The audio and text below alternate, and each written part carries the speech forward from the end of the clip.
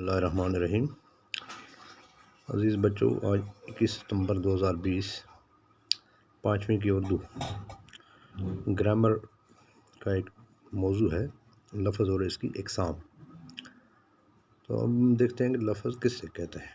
تو لفظ کا جو تعریف ہے وہ اس طرح سے ہے: دو یا دو سے زیادہ حروف کے صحیح جوڑ کو لفظ کہتے ہیں، جیسے قلم، پینسل، کتاب، کاپی وغیرہ کہ یہ مثال سے کت کرنے میں اس کرا لفظ استعمال الفاظ استعمال الفاظ یہ حروف جوڑ ہوتی صحیح جوڑ سوچ بناوا لفظ اس پر قلم لکھو یت میں 3 حروف ہے وہاں کاف لام تو میم ام سچ بنا قلم اتھے پہ پینسل لکھو پینسلس میں پے نون سین لام یہ گو ات میں 4 حروف ہے وہاں وہ الفاظ صحیح جوڑی بناو سچ بنا لفظ پتہ لفظ کی اقسام گو قسم جمع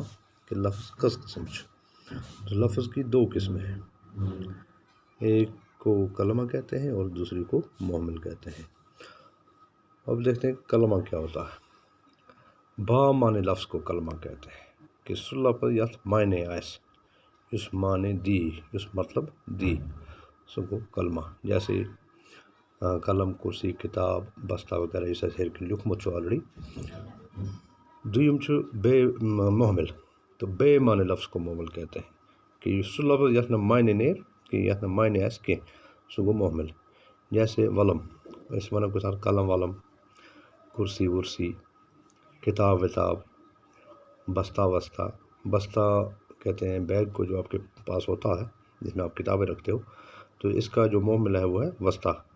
تو اس گرامر کے اس موضوع کو آپ صحیح طریقے سے اپنی کاپی میں نوٹ کرو گے اور یاد بھی کرو گے۔ شکریہ۔